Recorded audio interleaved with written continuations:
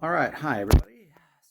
I'm Jason Hummel. I'm recording this video just on my cell phone, and I wanted to talk to you about my new book, The Copper Revolution: Healing with Minerals. I've been working on this book for the last year, and I'll tell you why. I was writing my arthritis book that I just published last year, and in my section on copper, I realized a few things. First, there's no big copper experts in the world promoting copper. And second, copper heals just about every single major illness that people die from. That is absolute bombshell news.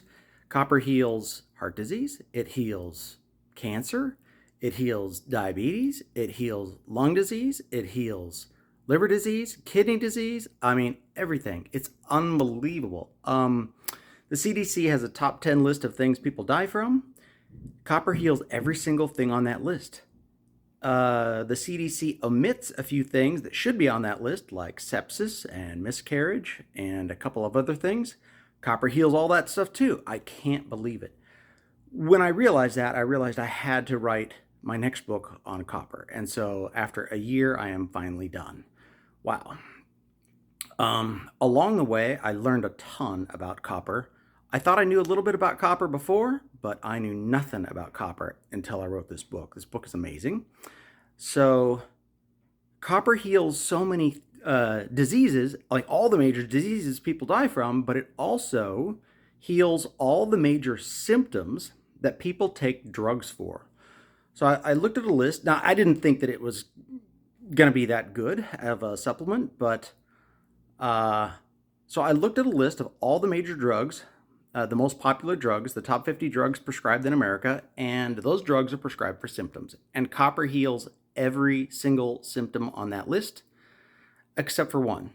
Copper is not a viable substitute for potassium, and potassium is one of the prescriptions. That's a different mineral, so except for that one, copper does everything.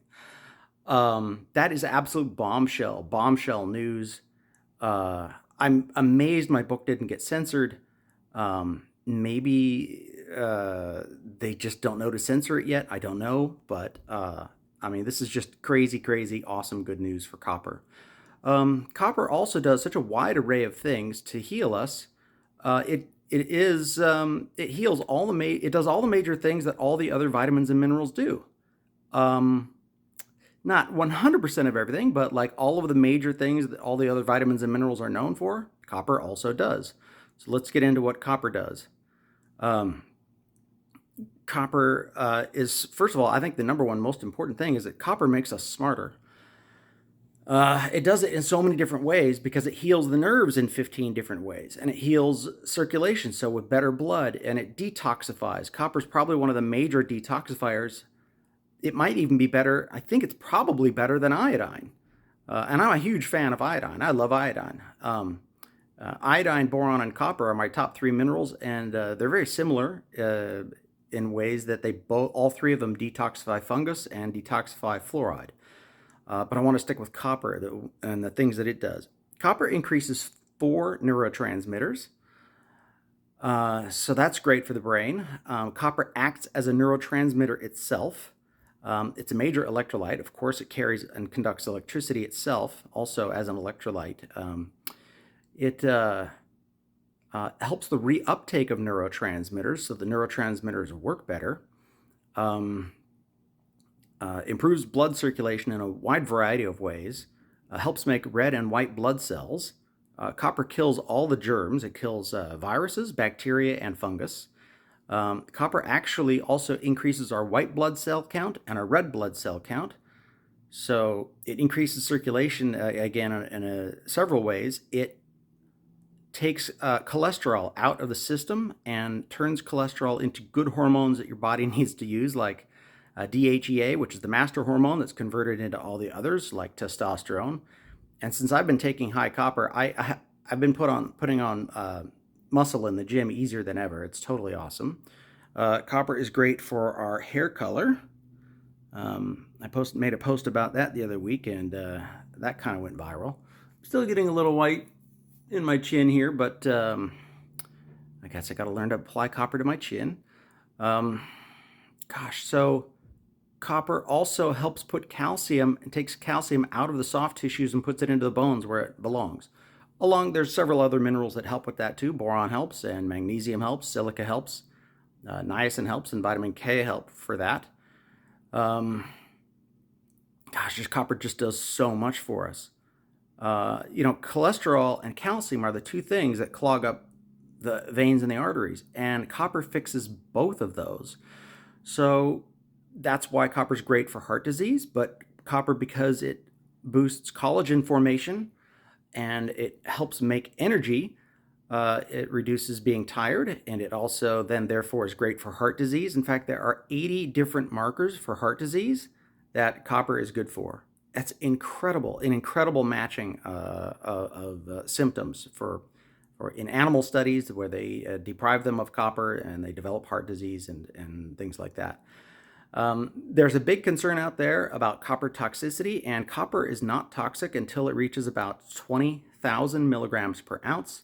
Those are the beginning lethal doses. The only people who get that are people who are trying to kill themselves in remote India and don't have access to poison, and they think copper sulfate is going to do it, and they take like 8 to 9 teaspoons of copper sulfate, and they only die about like 15% of the time.